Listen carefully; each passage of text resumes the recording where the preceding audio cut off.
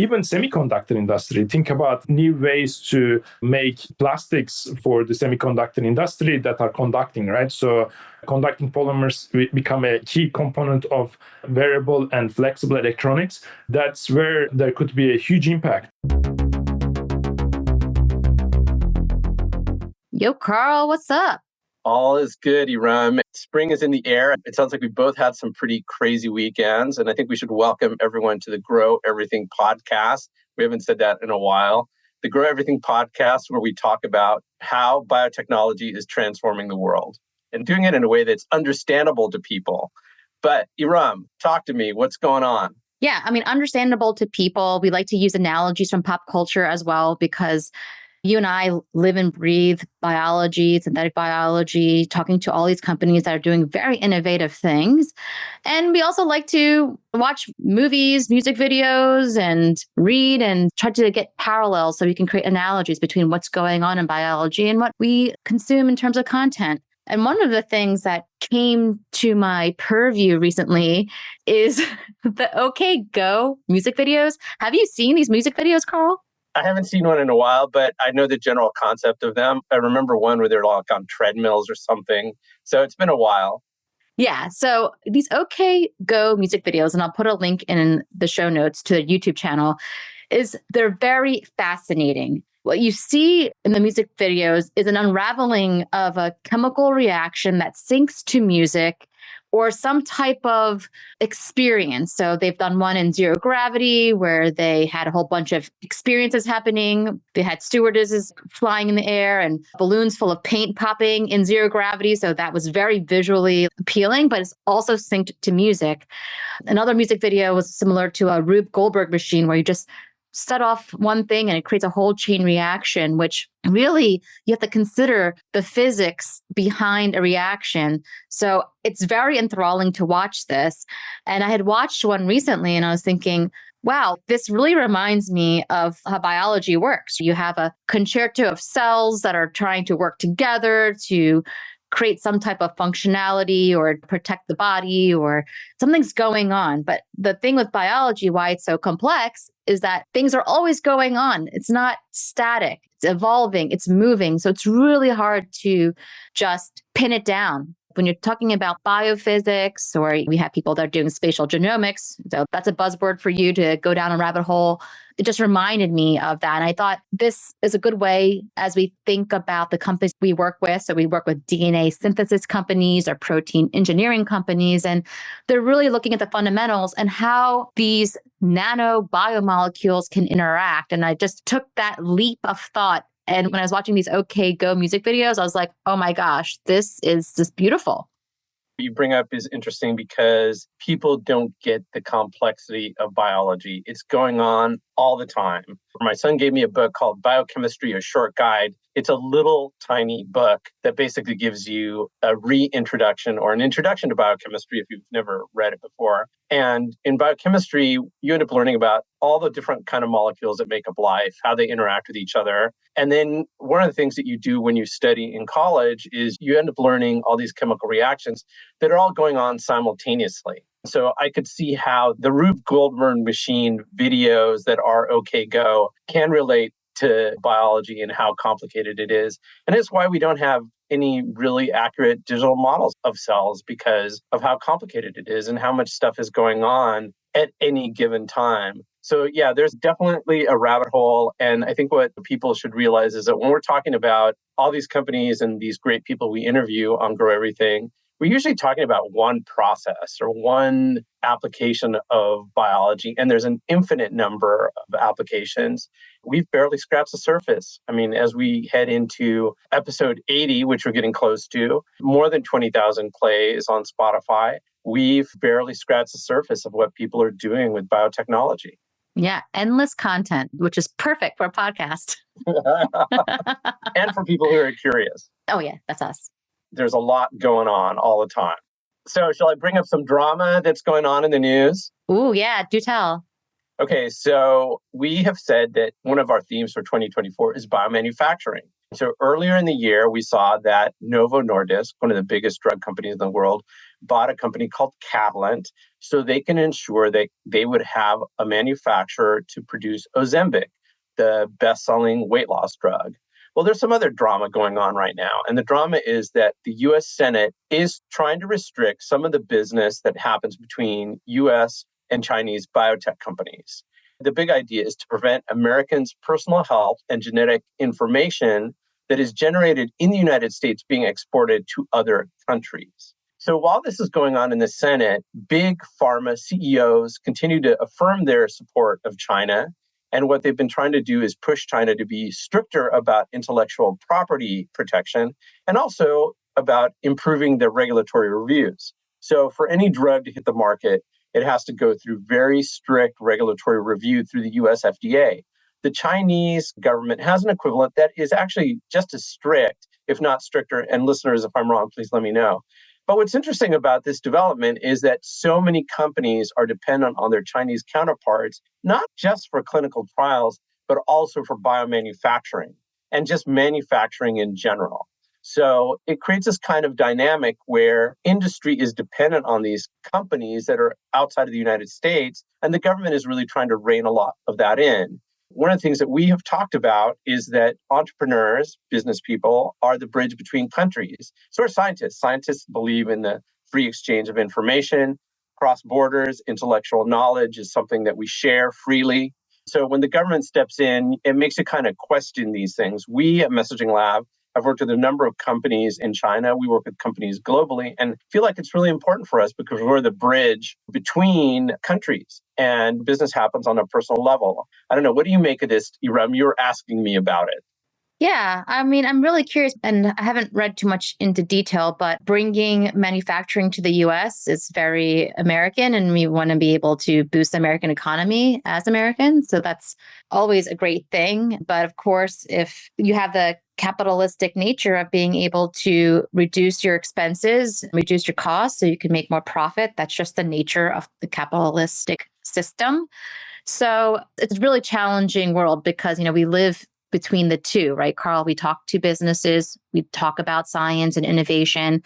So you want to be able to find that right balance. And I think, as you mentioned, the big pharma CEOs are trying to work with their Chinese counterparts. And you mentioned bolstering IP protection.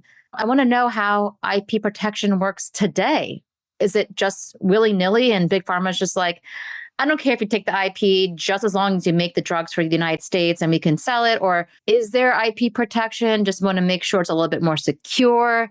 It's very interesting to unravel and unpack to see what is it about the IP of drugs. If we're talking about clinical trials, we talked about our personal genetic information. I mean, how is that protected?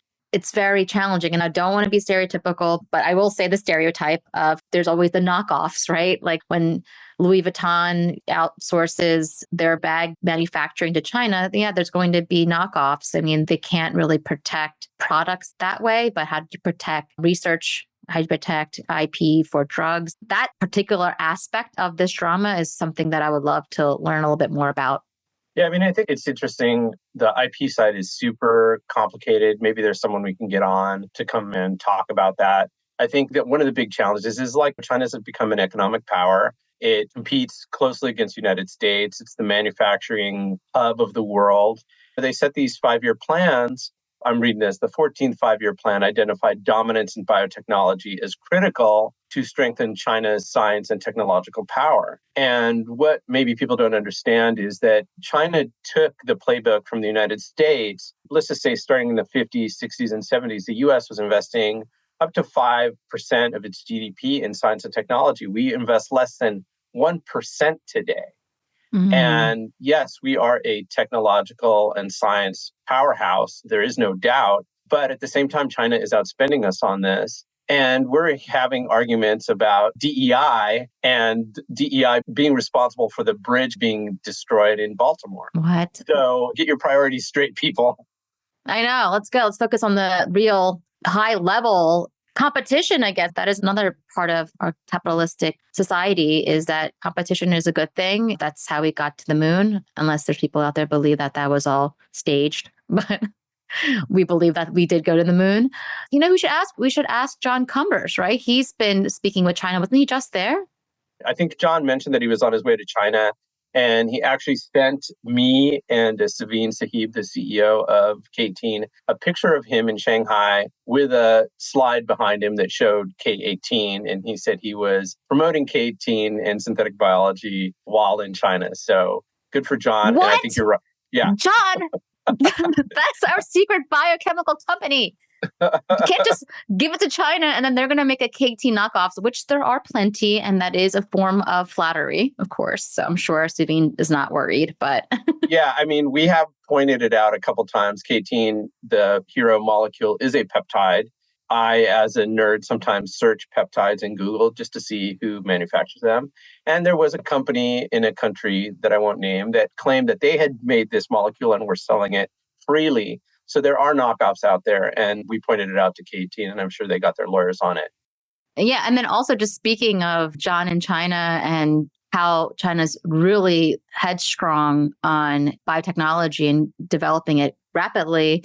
Is he the one that sent a picture or mentioned that there's a statue in China where it's a statue of ones and zeros holding hands with a statue of DNA? What was that? Yeah, I think that is a statue that's at the entrance to one of the universities. And John, a few years ago, had done a tour of multiple big cities in China to go and talk about synthetic biology. And that was one of the things I remember he said was a statue of two people either holding hands or shaking hands. One was ones and zeros, and the other was DNA. And given that those are the two technologies of the century, we can see why it's important for them to be holding hands or shaking hands. Yeah. So there's a lot of drama, and there's a lot we can talk about when it comes to drug manufacturing, drug shortages. But today we're not talking about drugs. We're here to talk about how nature holds a lot of answers for us. And those answers are all around us. It's really just up to us to find them. Well, nature holds a lot of answers to medicines and drugs. And we've learned to harness the power of the medicinal properties that we find in plants and animals and all around us. And pharmaceutical development is the biomanufacturing or drug development that we've made so efficiently and globally. But today, we're looking at, okay, well, there's plants, animals. What, besides medicinal properties, what other properties can we harness? This is something that we've been talking about, the idea of bioprospecting. So from the little microbes to plants to animals, what can we discover? And today we're going to be talking about bioprospecting of the sea. We're talking about bioprospecting of the sea. We're not talking about mining the seas, which I am very personally opposed to. There are people out there who want to go and troll the bottoms of the ocean because there are a lot of minerals that are there. But what'll happen if you do that is you're going to end up destroying these ecosystems that are full of biology that we don't yet understand. The oceans are where life forms evolved for much longer than land animals. I don't know the math, must have been maybe another additional few million years. I'm going to throw that number out there, but you get my point. There's a lot of evolution that has happened in the ocean. The ocean comprises a vast majority of the earth. There's so much life down there that have to withstand different environments like pressure and high salinity. And one of the fascinating creatures that I'm always thinking about and respect a lot is octopus. Octopus are down there. I firmly believe that they are aliens that came from another planet. But just the fact that they have a decentralized nervous system and brain, I think is very, very fascinating. And I don't know how they're related to squid, but squid is the biological entity that we're going to be talking about today. We are about to interview Melik Demirel, who's the CEO of a company called Tandem Repeat. Erum, you're the one who met Tandem Repeat. I have not met them except for this interview with Melik. How did you end up meeting them, and what's their story?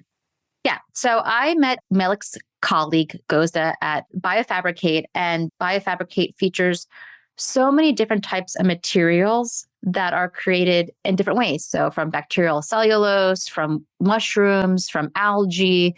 And Tandem Repeat really stood out because they have looked at the structure of squid's teeth and created a fabric made from the same type of structure. So they have done a lot of analysis. They are scientists, all PhDs that have studied protein design and engineering, and really wanted to come together to figure out how can we use the properties of squid's teeth, which are strength and self-healing and all sorts of things that I'll let Melik describe. And I just thought we need to have him on to talk about this new avenue of making materials that we have not covered on the podcast to date. Awesome. Well, let's let Melik Demirel take it away.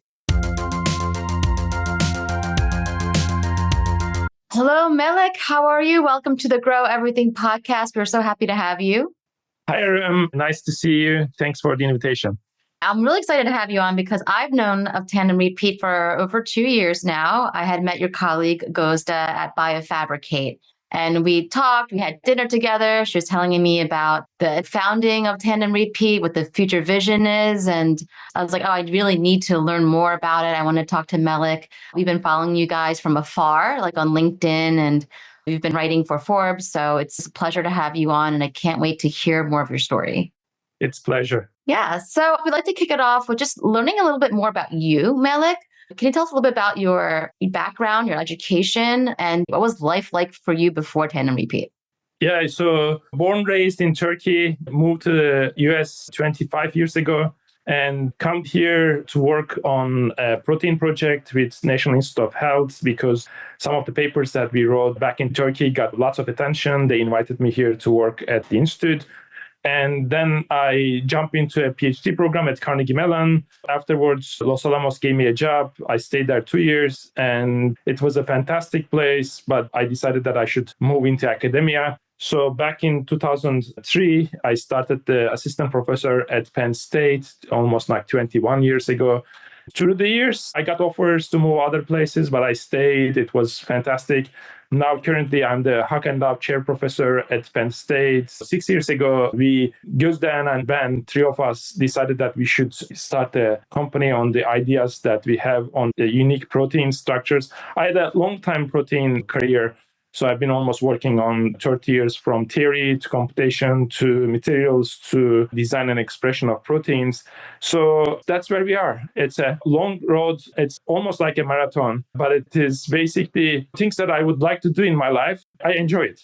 So great. You said that you started the company Tandem Repeat as a way of exploring some of the protein work you guys were doing.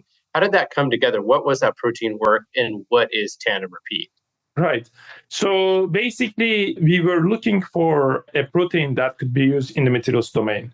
And looking at the general class of materials forming proteins, you see proteins like silk, both spider or cocoon. Silk has a huge history going back thousands of years. There is the wool, of course. And the wool history is also quite interesting because the wool, if you look at the early animals, sheep that domesticated together with humans, for example, they didn't have a large coat. The merino wool is a domesticated sheep. So it's very interesting in the human history. But then there is other examples for the collagen in the tissues, elastin of the skin. On a cold day, you go out and you see your skin gets rigid is because the elastin protein gets through so-called glass transition temperature and so on. So the glass transition temperature, as you can imagine, is the point where a material transitions from a flexible, rubbery state to a rigid, glassy state. It marks a subtle but important change in the material's properties without a phase change like melting. So all these proteins like your hair, your nails, keratins, and so on exist. The scientists, including my group, has been studying on it. But the thing is, how do you genetically engineer these things and make it in large quantities has been a big challenge because we are relying on natural resources, either through the wool or the silk and so on. And there has been a lot of effort the last couple of decades on making silk. The problem with the silk is it's very large molecular weight. It is basically a very strong material, but the interaction with water is not so good because silk has the supercoiled domains at the molecular scale, which can shrink upon interaction with the water. So we were looking at a molecularly similar silk structure that evolved in oceans. That's where the squid came in. Squid's teeth proteins are structurally similar to silk at the molecular level. It has beta sheet contents and so on, but it evolved in oceans. And it's much smaller molecular weight and easy to manipulate its sequences. So that took our attention. That's how the idea of this research came in. The idea of tandem repeat, the word tandem repeat comes from a concept of structural proteins where nature uses a concept called gene duplication. Imagine you want to build different Legos and then you have pieces together and you are using a block more often than the others. So that block is the duplication and the replication that you need. Nature uses this concept called gene duplication to create tandem repeat proteins. That was an idea that we discussed as the founders. And we said, okay, we should call the company Tandem Repeat because this is really a scientific term, but it's basically a cool term for a company name as well. And that's where we started. I'm under the impression, and correct me if I'm wrong, that squid teeth protein or squid teeth are one of the strongest materials on the planet. Is that true? Or one of the strongest biological materials? It is strong, but I would not call it one of the strongest material, but it has very interesting properties beyond mechanical strength. We published several papers on self-healability, thermal switching responses, elasticity, and so on. These are some unique properties that silk has not been shown with the silk. When you get into all this biotechnology world, so now what is natural and what is genetically engineered are two different concepts because now you are playing with the genes, you are playing with DNA, and you are trying to understand the fundamental relationship between structure and property, which is the holy grail of material science as well as the biotechnology, because now there's also this sequence concept. You go from sequence to structure, structure to property. So in a sense, we are trying to understand a bigger set than the squid, trying to understand the structural proteins in general. Yeah, that's so fascinating. And I want to talk about the sequence and the genes in a little bit. But on the higher level, your fiber is called Squitex, and it is this protein-based fiber with unique properties. And you mentioned self-healing, stretch, strength. Sounds like it could be used for athleisure or even like military use. Is that how you guys are approaching the use of this fiber, of your material? Like, what are some of the ways that you're thinking of applying this material? Yeah, so we are actually thinking in a more general aspect because, as I mentioned earlier, if you look at the history of humans, the two most common fiber, the cotton and the silk, is evolved with domestication. But last century, I mean, there is others, of course, rami, shishil, and others. We can list several different fibers that came from either from plants or animals. What happened last century is basically due to resources or cost, synthetics got into the picture. So polyester, first the nylon, because the US was the biggest importer of the silk and at the beginning of last century. And people were trying to look at alternative to silk, and the nylon is basically where things started to evolve on the synthetic world. And then the polyester got into the picture and so on. These were the two ways of getting raw materials for the fiber and textile industry, right? So it's basically, think about it. You either have to go through plant or animal sources, or you have to make it through synthetics. So the third alternative is the biomanufacturing. The biomanufacturing, whether you are making silk, milk proteins or squid proteins or any other structural proteins that you are making, biomanufacturing provides the resource to make these things. I think the raw material is the fundamental starting point of this journey. But in terms of application, you're right. We could use it for enhanced dye uptake, which we have seen in proteins. We can talk about softness because in general, proteins are softer compared to the other molecules. You can think about its elasticity. You can think about its strength or more niche applications like self-healing, thermal. There is applications in both civilian or military markets, depending on whether you're trying to make a garment for a fashion brand or you're trying to make the same material for a tent for various uses. So it is basically an engineered material. So you can bioengineer the sequences, hence you can try to control the sequence property relationships. I have a quick follow-up question then. I'm really interested in the self-healing part of it. How does that work? And have you tested it? I'm just very curious how self-healing fabrics work. Yeah, we published a couple of papers, one of which came in Nature Materials a couple of years ago. The mechanism is actually both hydrogen bonded network. Basically, these polymeric materials at the fundamental level, proteins are heteropolymers. What are heteropolymers? So heteropolymers are polymers made from different types of monomers, giving them varied functions and properties. They're found in biology. So proteins are heteropolymers of amino acids. They're also found in new or synthetic materials where mixing monomers tailors specific function. If you want to engineer these materials, the key component is this hydrogen bonds. The hydrogen bonds play a key role in reversibility or self-healing or adhesion of this cohesion of these materials. And then there's also this very unique property that exists in both silk and squid is the crosslinkers. The crosslinkers are basically beta sheet structure. They are physically linked. They are not chemically linked. So this two property provides a unique opportunity for self-healing for squid proteins. How does it self-heal? Is there any type of action you have to take in terms of heating it or something? So basically, if you take this material and cut it into half or puncture it, you need to activate the self-healing through pressure and a glass transition. And typically, glass transition happens for the structural proteins with plasticizer. And a plasticizer, it could be as simple as water, or it could be other like glycerol or other chemicals. So that has been used both in the food industry and in the textile industry as well. So under less than a minute, within seconds, you can heal this material back. That was the unique point, because otherwise there were a lot of self-healing materials. What we have shown is there are two advantages of this material. It's 100% recovery of the strength, and then also very fast. These two properties bring a unique performance in terms of self-healing, because you need something to heal fast, and you also need to recover 100% strength. That's amazing. One of the things that Tandem Repeat emphasizes is its impact on the climate. How does the use of the Squitex fiber contribute to reducing greenhouse gas emissions, and how might it contribute to challenges that are faced by the fashion or apparel industry? Great question. So there's lots of reports that came from foundations and other agencies that shows that approximately around 2 to 3 gigaton of greenhouse gases are emitted by the textile industry.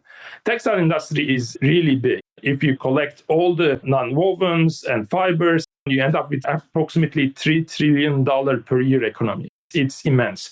But on the other hand, it's also polluting in very large quantities, especially as the raw material side.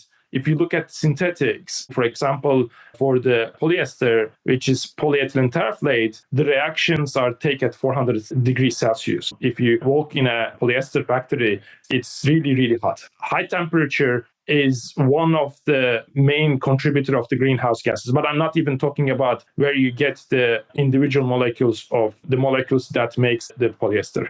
The key issue is biomanufacturing happens at around room temperature, right? That's one significant advantage. And the second one is the raw materials that are needed for making these proteins are biological building blocks. We are talking about amino acids. I mean, if you think about it, there is 4 major building blocks in nature: proteins, polysaccharides, glycan sugars, and lipids and DNA, nucleic acids. These 4 building blocks are universal. That's significant because nature already evolved through a billion years to make these molecules perfect. So going back to the greenhouse gases, one could see that room temperature processes provide a significant advantage of greenhouse gases. On top of it, you have also water usage, and you have also processing parameters that are important.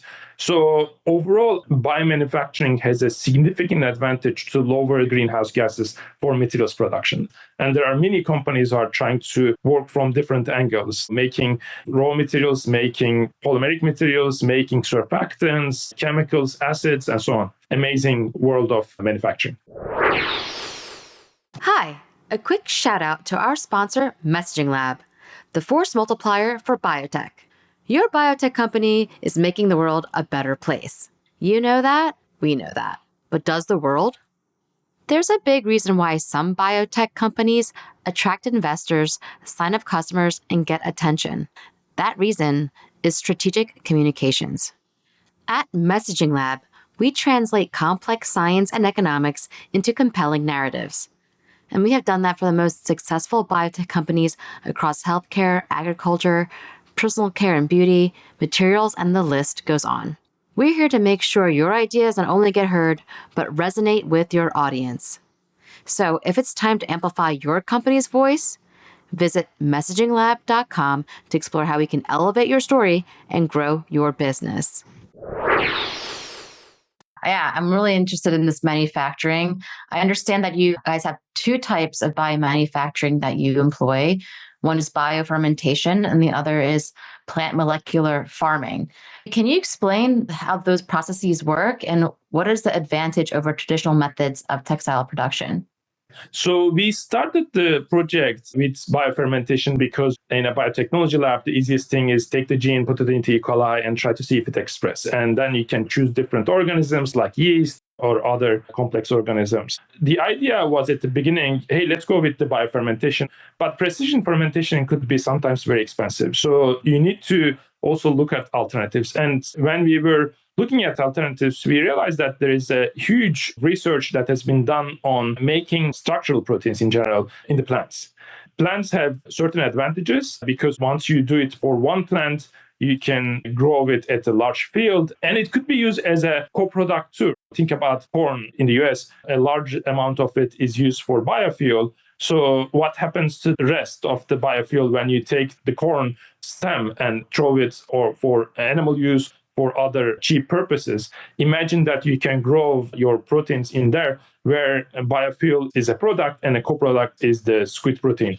So we have been working on that as well, but the disadvantage of the plant research is very slow. So it basically takes years and years of development compared to what you can do with the microorganisms like E. coli, yeast. So you can get easily quick results in a couple of months with microorganisms, but plants takes time to grow, takes time to engineer. So we are doing in both directions, plant molecular farming and biofermentation to get good results. And long-term goal is to lower the price. Because if you think about also fundamentally in the biofermentation, you have to depend on a feedstock. The feedstock comes from the plants anyhow. So it is either glycerol, in general, it's mostly glucose. So this has to come from the plants. So there is a direct connection there where you can actually think in the long term to engineer both directions.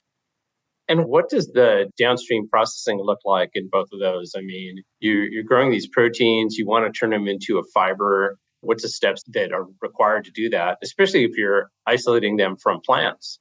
Yeah, so downstream process is one of the fundamental components of biomanufacturing.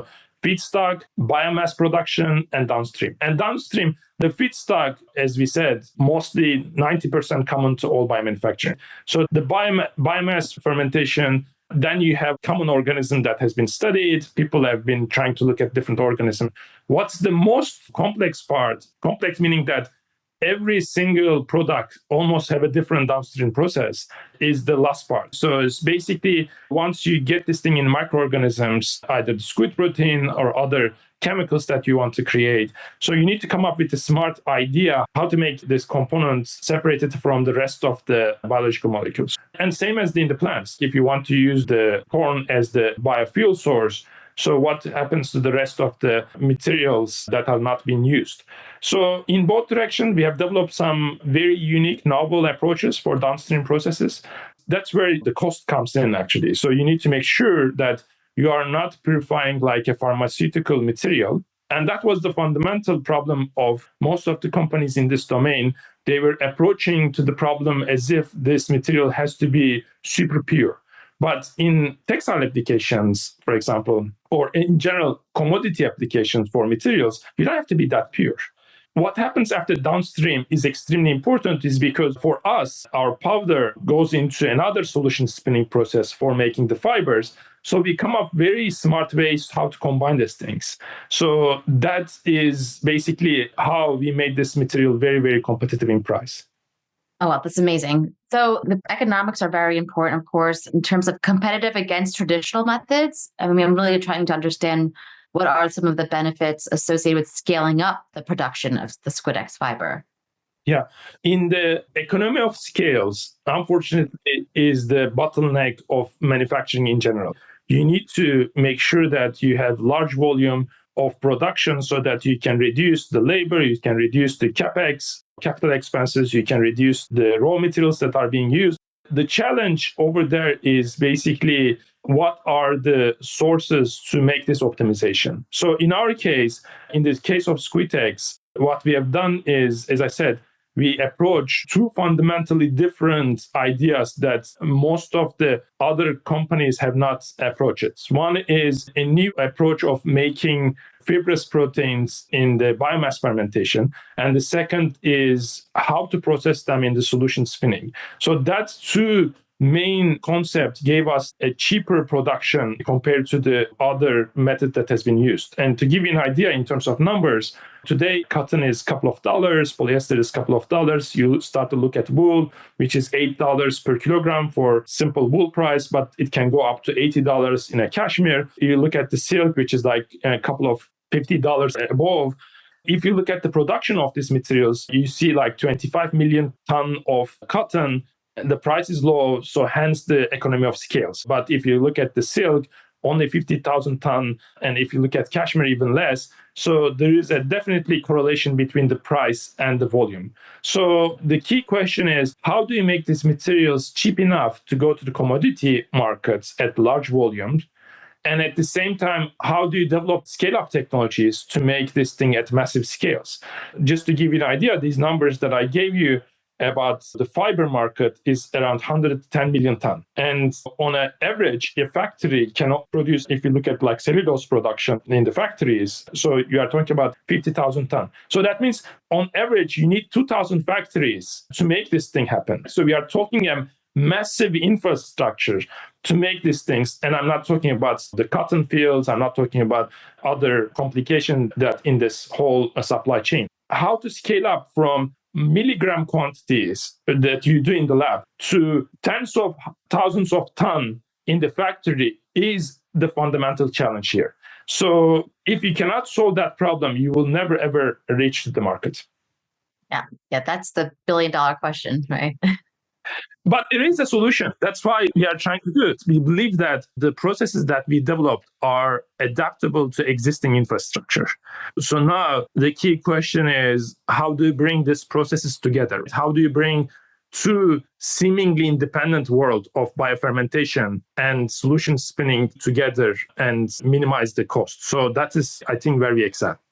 Yeah, I think a lot of people don't know that the solution spinning, or is it also called wet spinning, exists. You're basically taking a liquid and spinning it into a fiber.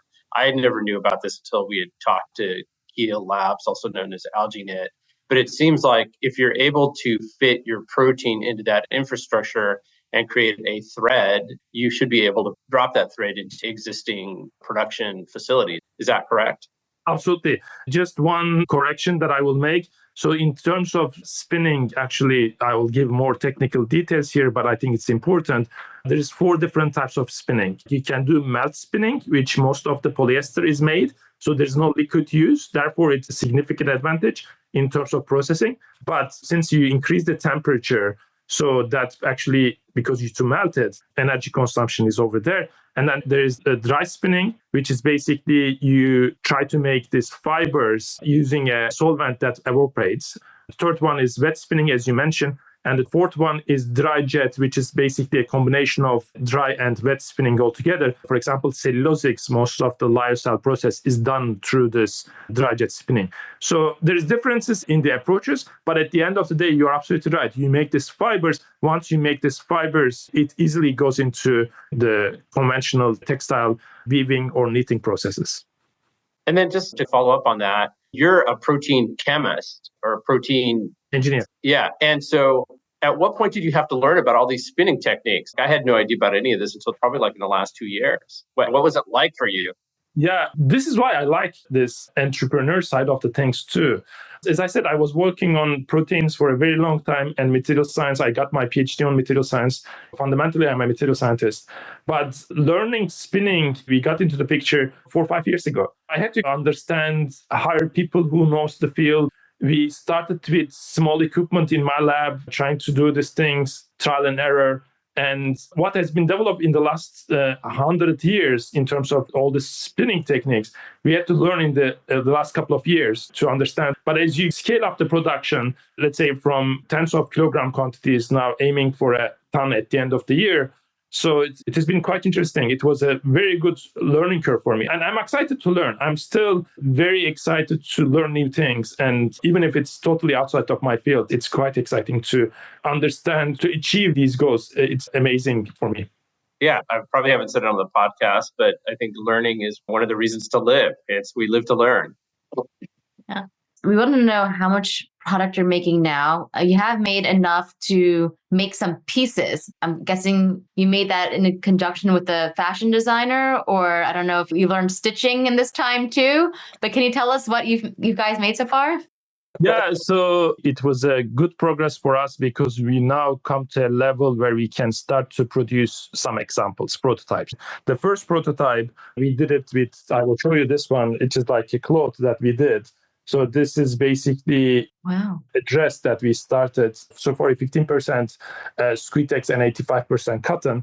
And then immediately after this, we want to try something slightly different with different construction and so on. We also got into the denim production and so on. We made these things through interactions, and the team was very strong. We hired people who are very strong in the textile background, so they helped us significantly. So these are two major achievements that we had. So now we step back and now we are trying to scale up the fiber production. Our goal is to achieve 1 ton of fiber production by the end of the year. And I don't know if people caught it at the beginning, but you mentioned, Melik, that you're originally from Turkey. Turkey has a very strong fabric and clothing production industry that probably most people don't know about. How has that played into the progress that you've made with Tandem Repeat? Are you doing anything in Turkey?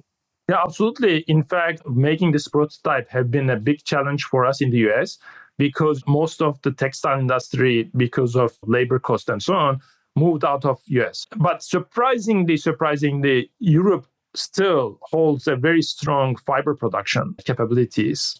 We have interactions in Sweden, the RISE Institute, Italy, Germany, different institutes like TITK, Aachen Institute, and Syria, and so on. Also in Turkey. So these interactions are much more strong in Europe compared to the US. The US is now focusing more on the biomanufacturing side, which is great because we need to do this biomanufacturing infrastructure. And we are very grateful to Biomate, for example, one of the 15 institutes that has been established for pushing the biomanufacturing institute that was funded by the government. So that helped us, for example, to grow the production and engineer the strains and so forth on the biomanufacturing side. But when it comes to the solution spinning, we struggle a lot in the US. So that's why we went to Turkey and Europe and most of the European institutions that I mentioned. And historically, that's quite interesting because if you look at the Silk Road, both on the land and on the sea, so you see that these roads always cross from the Anatolia. So the silk production and even the cotton production. And even if you look at some of this domestication of animals, it happened in Anatolia.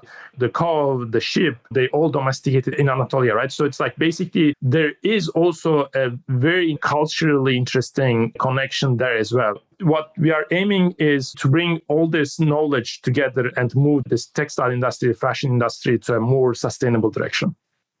Yeah, I love that how you brought it back to the original Silk Road. There's probably a lot of marketing and messaging that could happen through that storyline. So if you ever want to discuss that, we could talk offline in terms of the messaging lab hat. But right now we have our Grow Everything hat on. So we're going to continue asking you about more of your life. I mean, besides Tandem Repeat, you are a professor at Penn State. How has your work at Tandem Repeat influenced your curriculum? Do you work with some of the students? Do you have interns from there? How do you balance the two right now? Yeah, first I thought it would be very challenging to have both two lives, right? To have. But then I started to learn that both can help each other because what I learned, the students get very excited when I show these examples to them, the fibers and so on. They see that this is not an academic research. But on the other hand, I'm also very careful not to mix two worlds together, right? So because there might be conflict of interest and so on, I try to make sure that they are separated from that perspective. But for me, as an engineering professor, getting into a factory excites me. I also ask my students, hey, go visit production facilities because manufacturing in general is in decline and people prefer like software jobs. They want to prefer like more finance jobs and so on. But what makes the whole economy to tick is manufacturing. We should never forget that. And the manufacturing also needs help from professors. So from an educational perspective, bringing this knowledge into the textbooks, into the class is extremely important. As a matter of fact, I'm actually writing a book on biomanufacturing and how it's impacting biotechnology and material science. So I think the experience at the company gave me a good knowledge of what can be done in the field. Teaching, at the end of the day, you get a PhD and you have certain knowledge that you are trying to pass to the students. But having a real experience in the field makes it a different angle and a different vision to the whole education. So I find it extremely useful. There's also some underlying philosophical things. If you think about a university, it has to bring a good education, it has to bring social awareness to the student, and it has to bring some culture to the students. These three pillars are key for any university. So, of course, what we do, research and other things are extremely important. But there is this very interesting question about the cultural aspect of it, as we were discussing about the Silk Road, how domestication happens, how new materials affect the culture, the fashion. So now you are really blending social sciences to physical sciences as well. I think that's where the interesting things can happen. Yeah, I agree. We're very lucky in that we get to get out in front of student entrepreneurs. I just did a lecture at Pratt in front of design students, and I always find that those kinds of experiences are extremely enlightening and helpful when you get to show the next generation tangible things that people are making and to spark their imagination. You say that you're working on this book on biomanufacturing. We've said on the podcast that biomanufacturing is something we're doubling down on this year to let people know more about it. And you mentioned biomade. Biomanufacturing in general uses different kinds of microorganisms to create products with very specific properties. Can you give us some examples of how biomanufactured materials are having impact in different industries? Yeah, absolutely. We are just talking about the textile and fashion industry, but there is bigger impact in other areas as well. Think about construction. So a self-healing concrete, for example, could be extremely useful for the concrete buildings, or a new raw materials for concrete that's coming from, let's say, diatoms, which is basically the source of calcite in most of the rocks. So because the organism in the ocean, they can collect a lot of different minerals easily. These are some examples in the construction industry, but if you look at automobile industry, from lubricants to textile, the plastics part that are used, it could be manufactured using biological organisms. Then you improve, think about the engine oil. Instead of using a synthetic source, you could use a biological source as well, the surfactants for the materials processing and so on. Even semiconductor industry, think about new ways to make plastics for the semiconductor industry that are conducting, right? So conducting polymers become a key component of variable and flexible electronics. That's where there could be a huge impact. You can even extend it to other areas like insurance. In the insurance industry, there is a direct connection between the damage that's caused by climate change and then the insurance premiums, not only affecting the greenhouse gases through biomanufacturing, but also bringing new techniques to build new components like heat exchangers and so on. As a matter of fact, Tandem was funded by the Department of Energy for making a new heat exchangers using this protein-based materials. It was a research project that we worked on. So all these different industries, biomanufacturing can contribute significantly. In fact, there is a report which claimed that 60% of what we currently have in terms of any material that you see around, look around, you see like plastics, woods, and other things and so on, concrete, 60% can be made through biomanufacturing. Where are we now? Of course, we are less than 1%. That in the next 20, 30, 40 years, we can achieve these numbers. It is going to be a booming industry. And to put into numbers, today is the world economy is $100 trillion. So that means we are talking about $60 trillion today. So which could be converted into economy there where you minimize supply chains, where you minimize dependence on oil, where you minimize environmental pollution as well. Clearly, you're very, very knowledgeable in biomanufacturing, not just in the textiles, but all the industries that you just mentioned. It would be great if you could write about this in a public forum, and you do. So you are a contributor at the Forbes Technology Council. Can you tell us a little bit more about what the mission of that council is and what your role is within it? Like, how does that all work? And of course, we'll link to some of your articles in our show notes. And how did you get involved in that? Yeah, actually, it became a personal issue because, Penn State is a great school, but we are in the middle of nowhere.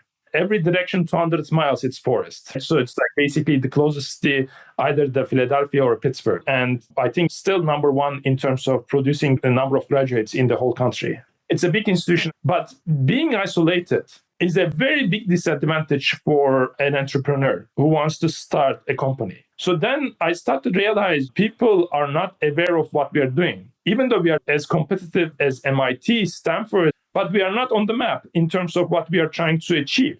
So then I start to realize that in order to break this thing, I have to use a 24th century approach to communication. And it is through social media, it is through new channels.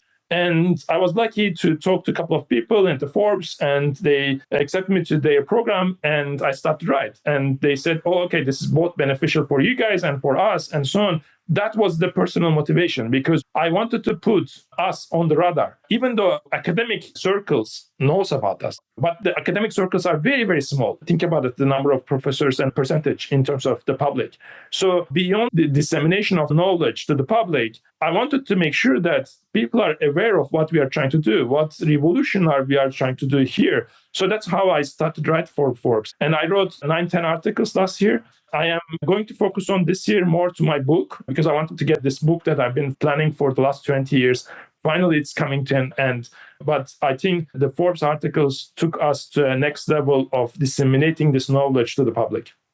Can you tell us a little bit more about your book? Is it a business level book? Is it an academic book? And do you have a title yet? It is an academic book. I do have a title. It's going to be something around biomanufacturing. We are still discussing the final title because, you have to go to the editors. It's more a book on textbook, because at the end of the day, I want my students to read it and to be used in the lectures. But I also spend some specific time, especially in the introduction and in the conclusion, about the social issues too. I always mention this, but you have to be very careful with how engineers approach the problem, because the fundamental singularity is we always think as a problem and solution. So that certainly can become very cyclic, and it could be detrimental. As Weber put this thing in 1918 in one of his beautiful lectures, science or technology by its very nature has to be surpassed, which means that basically every time you try to solve a problem, you may end up with another solution, but you may end up in other problem too. So that is one of the black hole of science. So that is basically something that you need to start thinking from the beginning, where you start to innovate, because problem solution is a very dangerous route. So that philosophical thought discussion has to be within topics where we merge not only technology to science to the market, but also bringing the social aspect of it through culture, through fashion, through fabric of the society. Yeah, no pun intended, huh? Yeah, I think that is a fantastic end to this interview, unless there was anything else you wanted to cover. Yeah, I just wanted to say one thing. You said Weber said that in 1918 about the problem solution, that solutions can cause more problems. As soon as you started saying that a solution could cause problems, I was thinking of petrochemicals, of course. Petrochemicals was a great solution at the time to help industrialize our world. And it also helped us maybe cut less trees. I haven't done the research, but instead of using trees as a fuel source or other plants, we were using petrochemicals, and it helped reduce deforestation. Again, I didn't do the research on this, but it was a solution. But then it caused all these problems, and here we are today. So I do appreciate that thought that you added to the conversation. And not only that, because think about also the natural sources, the cotton and the wool and so on, the effect on the land usage, the effect on greenhouse gases. Also, the natural resources is limited. So therefore, a third option beyond synthetics, like coming from the oil or coming from the natural ones, is needed. So I think where the biomanufacturing will play a key role. Excellent. Great. Well, thank you so much, Melik. This has been amazing. I'm so happy we finally got to have you on the podcast, that we had this conversation.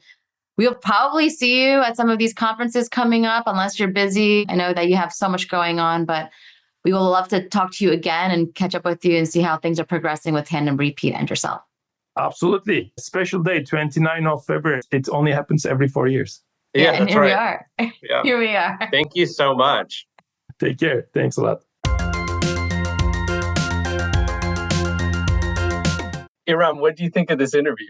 I loved it. Clearly, Melik is a professor, so I learned a lot from his description of how he arrived at the company, at the product. I love the way that he walked us through a lot of the science behind his reasoning to develop Tandem Repeat. But I also wanted to talk to him more about what the functionality and the significance of tandem repeats are. So I want to talk to him about it, but then I'm like, okay, I ended up going down my own rabbit hole. And something I'm sure will come up time and again is that tandem repeats are sequences of 2 or more DNA bases, and they're repeated numerous times. So you talked about Legos and the same Lego you're putting in place numerous times. What they serve as, I'm sure there's lots of things that they do, but what I've found in the National Genomics Database is that they serve as genetic markers to track inheritance in families, but they're also useful for DNA fingerprinting in forensic studies. I can see why it had a lot of meaning to Melik and his team, and why they called their company Tandem Repeat.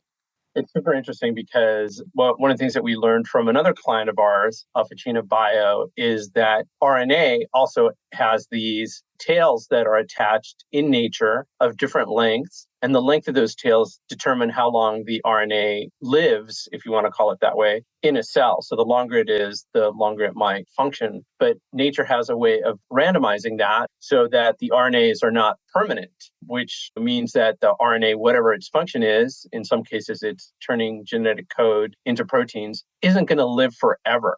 So I find this tandem repeat idea to be super fascinating. The other thing that I found fascinating about this interview is just the size of the world fiber market.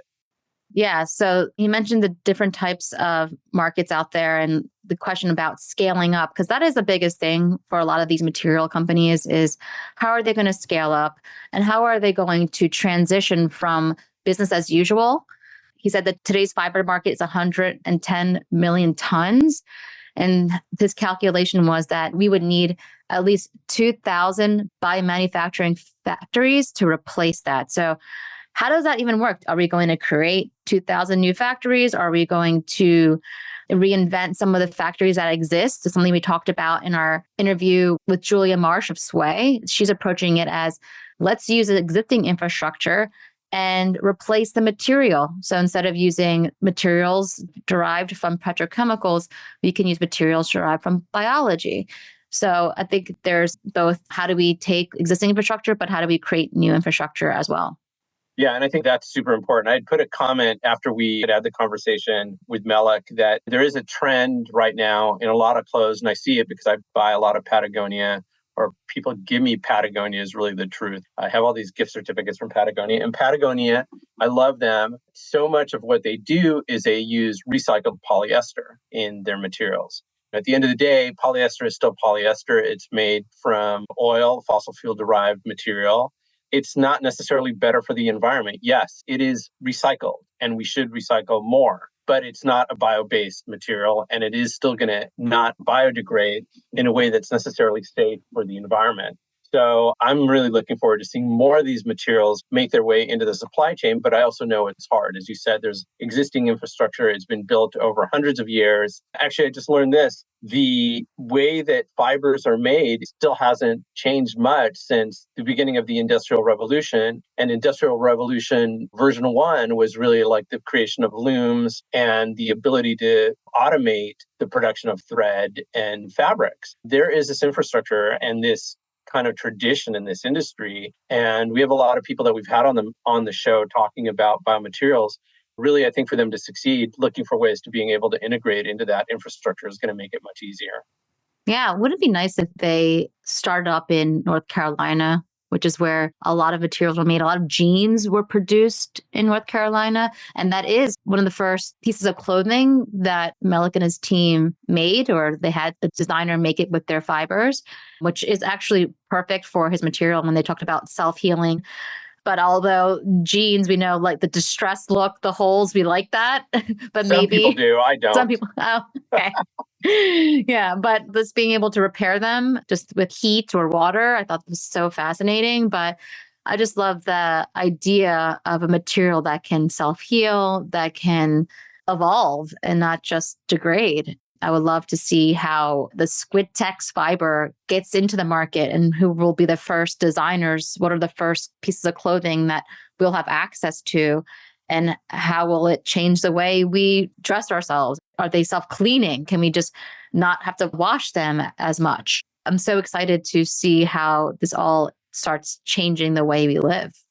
Yeah, and I'm super interested in how you take those materials like a Squitex and you combine it with existing materials like a hemp or a cotton or a wool. What kind of performance characteristics do you get from that kind of combination?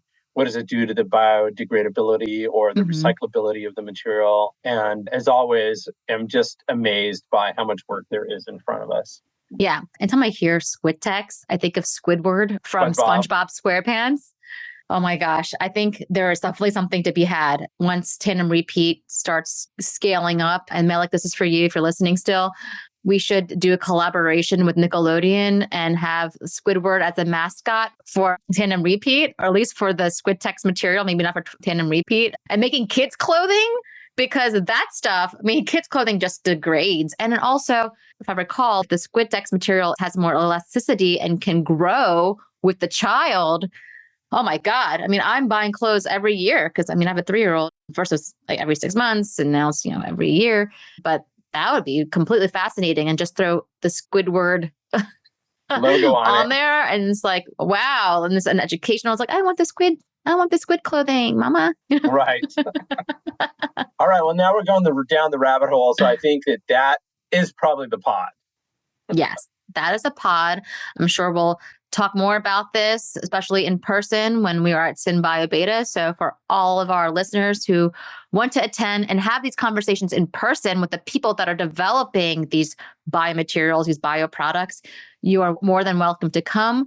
We have a promo code in the show notes. It's Grow Everything for a $300 discount for registration at SynBio Beta. We will be there. We hope to see you. All right. That's the pod. We'll see you later. Bye.